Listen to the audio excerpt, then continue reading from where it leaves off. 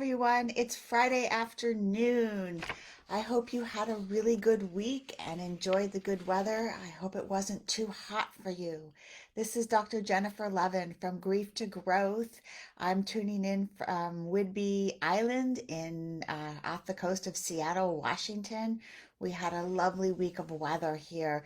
We did have a freak storm with some thunder and lightning, but overall, it was a really good week. I can't believe how fast the week has gone, and it's Friday afternoon again. Looking forward to the weekend, but the weekend may be really tough for you if you are grieving right now. And so I wanted to come on and have an opportunity to talk with you and help you prepare if this is a grief weekend for you. And sometimes when we're grieving, we never know what the weekend is going to be like. And so it's always a really good idea to prepare for your weekend. And so we have a weekend planning sheet. You can always email us at info@fromgrieftogrowth.com to get a copy of our weekend planning sheet. If you don't have a copy, that's okay. Just get a piece of paper. Go ahead and make 3 columns, put a line down the middle.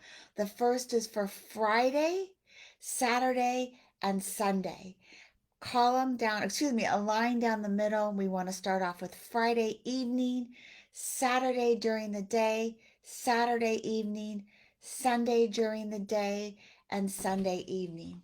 We want to have a balance of activities. And the first thing we have are personal events. These are the things that you have to do during the weekend. They may not be a lot of fun. Personal events are things that you need to do to get ready for the work week. They're also chores, laundry, going to the market, paying bills. I have to do my taxes. I haven't done those yet. So that's going to be one of my personal events coming up really soon. And then we have activities, and activities are things that we're looking forward to, or things that we kind of maybe we're not even looking forward to, but family gatherings, barbecues, holiday events. What do I have going on this weekend? I'm actually having friends over who are going to help me weed my garden. I moved here to this house about 4 months ago, Pacific Northwest. I don't know a lot about gardening, and so I have weeds and plants everywhere. So I invited some friends over, and I'm going to be cooking them breakfast or brunch in exchange for having them help me with my garden. So that's one of my activities this weekend. So activities are things that are a little bit more on the fun side, not things that you have to do to prepare for the week. Exercise can go under there, depending on whether or not you enjoy it. Going out to the park, going to a museum, going to movies, time with friends. So you want to have a balance of things that you have to do and things that perhaps are more social. Time with your grief is also important to schedule. You can have it as an activity or as a personal event, depending on what it feels for you. So, after you schedule your activities and personal events, we have 3 questions that are always important to ask yourself for the weekend. First, what are my challenges that are coming up this weekend? I always ask, do you have an anniversary of a loved one's death? Is it a birthday? Is there a milestone going on this week and for you where you're going to need some support, or you're anticipating that you might have a struggle? Is there a trigger that you know is coming up?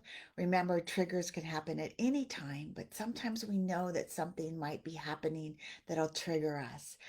Second question is, what resources do I have available that are going to be able to help me this weekend? And this is always calling a friend, a favorite TV show that can help me through after I've had a difficult time, reading a good book, going for a walk. Sometimes our resources are actually activities, but anything that's going to be able to help us after we've had a challenge. And the third question, I need to look at it, is What pleasant events do you have scheduled? So we have events that we do, and sometimes the events or the activities aren't something we're necessarily looking forward to. But I look at a pleasant event as something at the end of the day that I look forward to all day long. Sometimes this is a favorite meal, a call to a best friend. My best friend's actually visiting right now. She's leaving on Tuesday, so I'm not looking forward to that. But a pleasant event is something that happens at the end of the day that you get to look forward to all day long. Ah, at the end of the day, at least I have this. So, what pleasant events can you schedule for yourself right now? Like I said, a hot bath, a phone call to a friend, a favorite meal, a glass of wine, something that you can look forward to do. It doesn't need to be expensive, but you just know at the end of the day. Sometimes when we're grieving, nothing seems pleasant, and I understand that. So maybe it's just a distraction, something that will take me away from my pain momentarily. We're not meant to be in pain all of the time. And I always stress this because I really believe it's true. So even if you just get a 5-minute distraction from how you're feeling right now.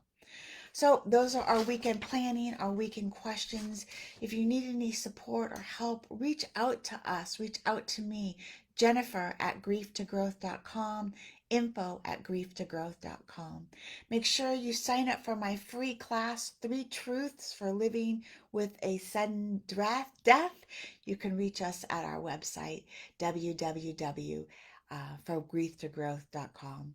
Have a nice weekend, everyone, and I'll see you soon. Take care and bye for now.